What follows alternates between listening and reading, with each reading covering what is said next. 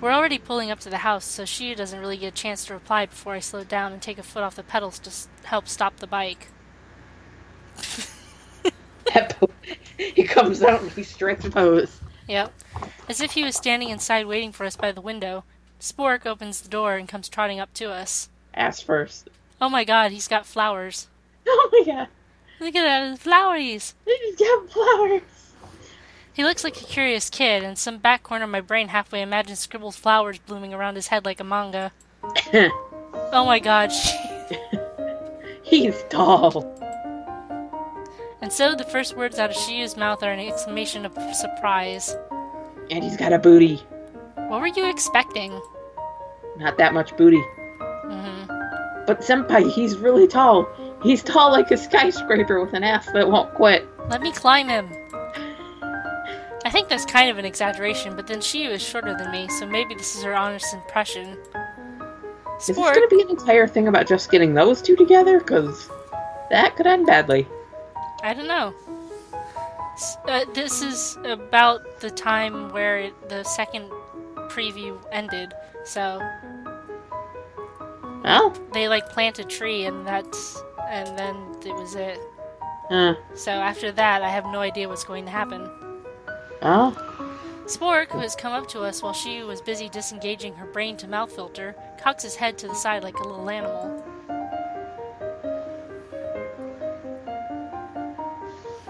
Am I really that tall?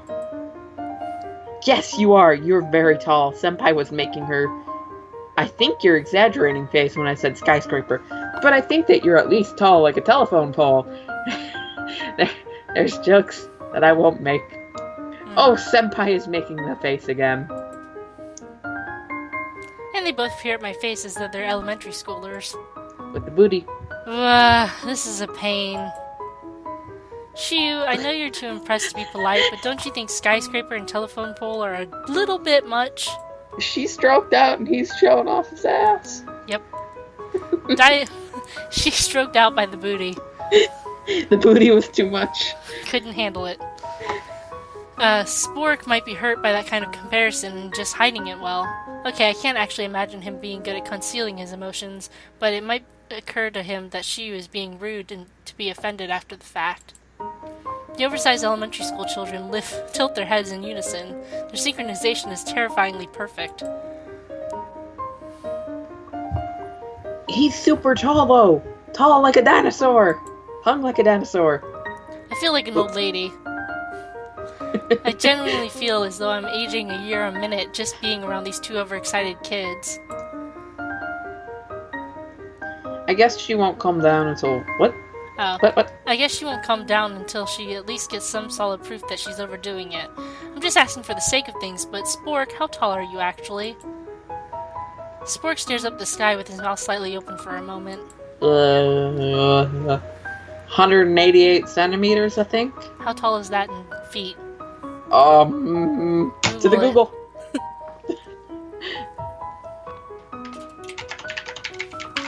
Typing. Google. Clicky.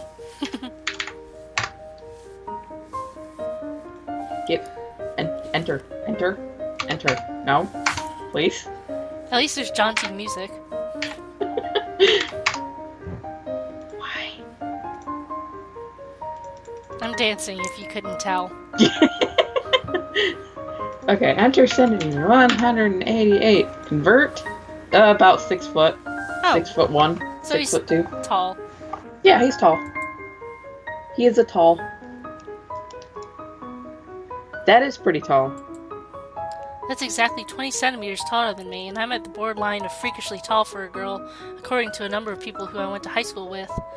But then they say that we Japanese tend to be small, especially women, though I think at least some of that is pop culture idolizing shortness and cuteness. Incidentally, the people who thought I might be insecure about my height and that it would be funny to take a poke at me were invited to the exhibition at my dojo to see what kind of mixed martial arts are especially effective with leverage that comes from being tall. The comments came to a very sudden stop after that. Is 5'6" that tall for a girl? I thought that's pretty average. I'm 5 foot, so... I'm 5'1", so I'm like... I have been informed that I'm a small. Yeah. So, I don't know. Maybe I think 5'4" is about the average for females. Well, I know, like, the Biffle's considered tall, but she's like 5'8", I think. I don't know. 5'7". So many questions. Heights! Woohoo! What a nice memory. Memory of height. See, I told you, he's tall. Spelled T-O-L. I bet you have foreign ancestors. That seems kind of rude. That seems very rude. Yeah. She elbows me with an air of superiority and says one more slightly insensitive thing to Spork, who leans one way and then the other and just shrugs in response. He's just drifting in the wind. It's taking a lot of effort to not just bury my face in my hands, or at least go back to the bike and slowly pedal away. Anyhow, this is Hiki Shu. She's my former underclassman by 1 year, and as you can tell, her favorite hobby is saying ridiculous things. If she says anything to you that isn't okay, tell her clearly and immediately so that she understands. Basically, she's an idiot, so be careful. She decides to just casually offend you. Just tell her no, smack her with a newspaper, spray her with some water. Swap. No, bad. Her. Eehee. Don't act, please. That wasn't a compliment. Maybe I want to laugh, bitch. If I have to be a part of this two-person funny act, I at least want to get paid for it, because it's exhausting. And this is Spork. We're going to be landscaping his house today, mostly putting in the big trees and bushes like I already told you. I introduce the two of them and they nod their heads to each other more than bow.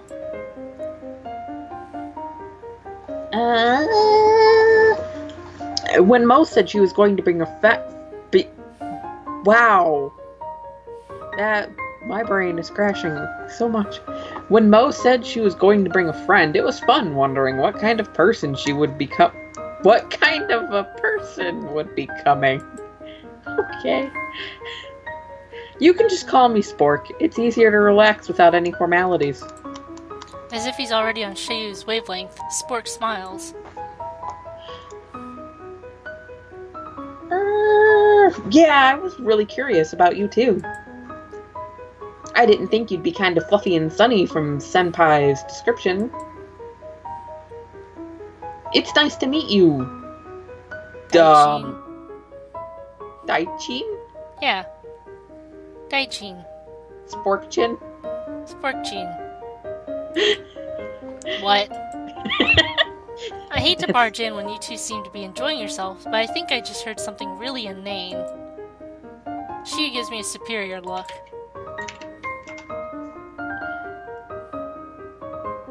It is not either inane, it's cute.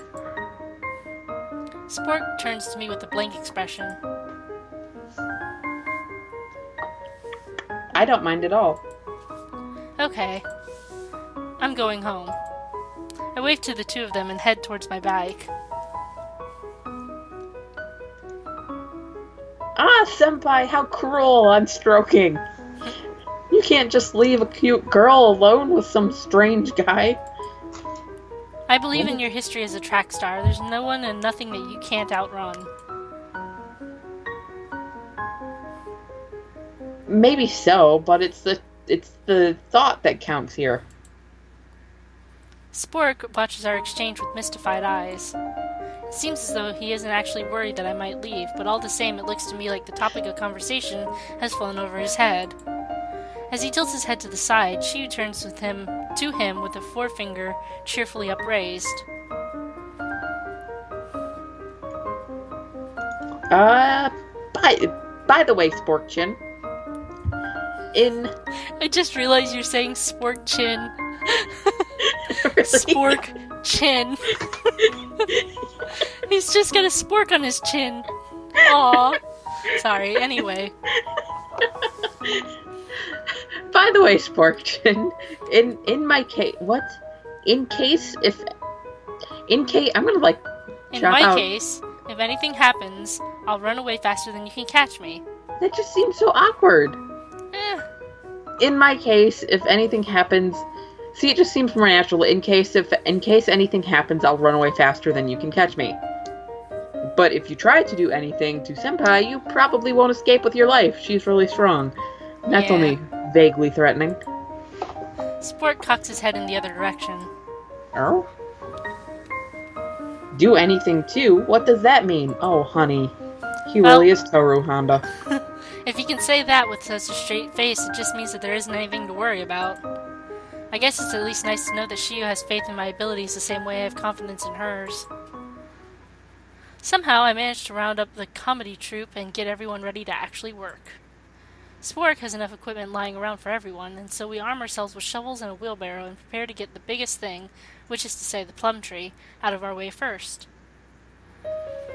Has either of you planted a tree before? Nah. Both Spork and Shiyu shake their heads in response to my question. Alright, so I'll do most of the work then and discuss what I'm doing so that you guys will know this stuff in case you ever wind up planting a tree again. I'll also need you to do things like hold the tree steady once the hole is prepared. Luckily, the soil should still be loose because we just dug these beds out yesterday, so actually digging the hole won't take hours and hours. Shiyu, get the wheelbarrow for me. This is going to be a lot of dirt. Shiyu holds the wheelbarrow and Dio holds the tree while I lift out the loose soil. Generally, you want the hole to be around 3 times as wide as the root ball. The roots that the dirt that are wrapped up in burlap here, but not any deeper than that. The sides of the hole need to be loose too, so that the roots will be able to grow and take hold. I indicate the hole with the shovel as the two look on. Okay, now set the tree down in the middle. What do you two think? Does it look about right? Spork examines the level of soil seriously, and Shiyu less so, probably because she can tell that I know what I'm doing and I'm just teaching them hands-on. I'm wondering, does it really need to get this in-depth in planting a tree? Yes.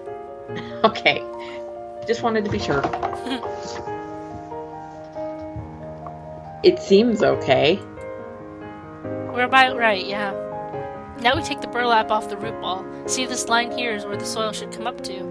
I think we're okay with this tree, but sometimes you need to prune some of the roots, depending on the situation. I might wind up showing you how that's done on the hydrangea bushes if any of them need pruning.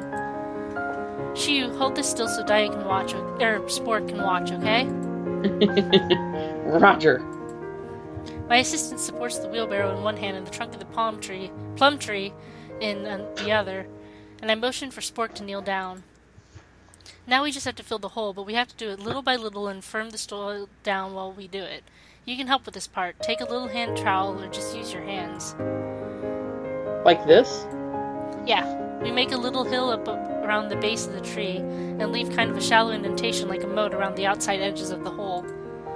She patiently holds the tree while we fill in the soil. She's quiet for once, which I'm glad for because Spork is concentrating hard on doing his job correctly. Okay, I think we're about done here. I straighten up and dust my hands off on my jeans. Now what? Now we take the buckets of water that we filled up before we started and we pour it into the moat we made. Watch me first and then you guys both try it. We have to give it plenty of water.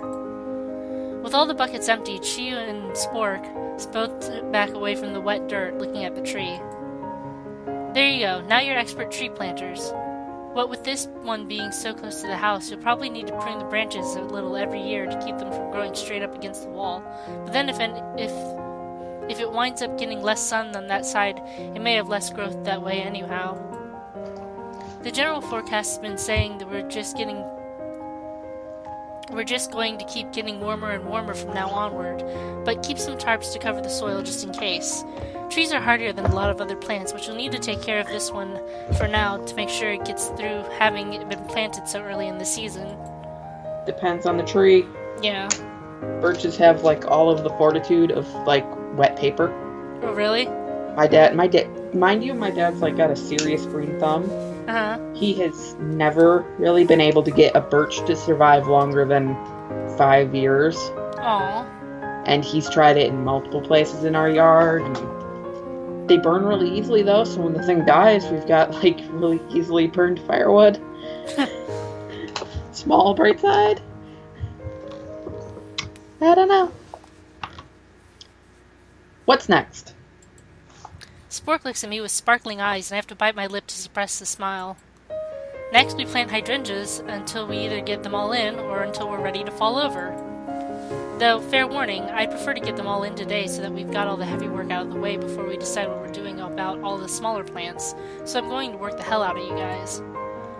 I'll show you how it's done once, then I'll watch you put one in yourselves, and once I'm sure you can do it right, I'm leaving you to your own devices. Now let's hurry up and get started. Oh my god, it did the thing, and it's cute! Yay! It did the thing, and it didn't use clip art like I thought. It wasn't gonna use clip art. I know they weren't. It takes about half an hour to get into the steady rhythm, and for that blessed half hour we work in the same silence I enjoyed with Daya yesterday. But after that, I guess Shiyu had gotten used to the pace enough to relax, and the conversation picks back up. Hey, Sporkchin! How come you decided to move here? Well, I just sort of ended up here when I was driving. There was this nice house that nobody was using, so I just sort of decided to try staying here. Is he a squatter? I guess, but he bought it, so... Okay. It wasn't all that expensive, and there's all this room to plant nice things, so why not? The two of them are working on the same bush, close enough for me to keep an eye on them while I plant. Oh, so that's how it went. Biking all over Japan like a free-roaming drifter. That's pretty cool. I bet you've seen a whole lot of things that we never have. I really doubt you noticed. Well, Shiyu is... it up. Well, what? How he's Toru Honda-ing it up. While Shiyu is busy being impressed, I wonder whether Spork sold or decided to rent out the last place he lived, or whether he's been homeless. Homeless. If it's the latter case, then I'm glad he managed to pick up a place to live in this season. If he traveled here from southern Japan, he's probably having trouble with the cold. Although that does beg the question of how he managed to buy a whole house and is now funding this landscaping adventure if he was homeless. I've never shopped for one, so I'm not entirely sure, but aren't homes pretty expensive? Yes. Yes. Come to think of it, motorcycles can't be that cheap to maintain either. Even my mother rides on public transportation instead of having her own car because fuel expenses and such are apparently awful. And it's not like Spork hasn't got money. Sure, my salary is getting filtered through manager and such, but if any of his purchases have bounced in the past few days, I think we'd know it. I mean, in general, you would. Biking is really fun. You know, I only learned about how great bikes... What? You know, I only learned about how great bikes are by chance. There was a nice person who I stayed with once who... Why is this all so awkward to me? Who liked motorcycles, and I learned how to ride and take care of them there. That was when I got my license, too. Oh my. Cool, that's totally like a manga. She was loudly impressed. Manga? Yeah. I don't know if I mean it as a compliment, but at least this time I have to agree with her. Sorry, this is all my fault. Then Spork. Then Spork. Both of them look up at me. And he has to start a pose. Yeah. Was your getting into gardening the same kind of thing? Spork's gaze swims off into the distance. He just does the butterfly through the air. Well, I guess I sort of picked up knowledge and understanding in the same sort of way. A little bit here, a little bit there. I know I'm very much still learning. If you mean, how did I become interested in flowers in the first place? Well, I fell into a rose bush when I was high. He smiles. I was sort of... What, Dylan? Good night. I was sort of emotionally saved by flowers once. Okay. I know my eyebrows have raised. She was looking at Spork with a sort of fascination. That's not fascination. That's being stroked out. That's broken. That's broken. That is emotionally dead. But it's a little embarrassing, so I don't know if I can really explain it. No, you need to explain how you were emotional... What did he say? Emotionally saved by flowers? Maybe he was depressed too, because his boyfriend broke up with him and was cheating on him with his best friend. Maybe.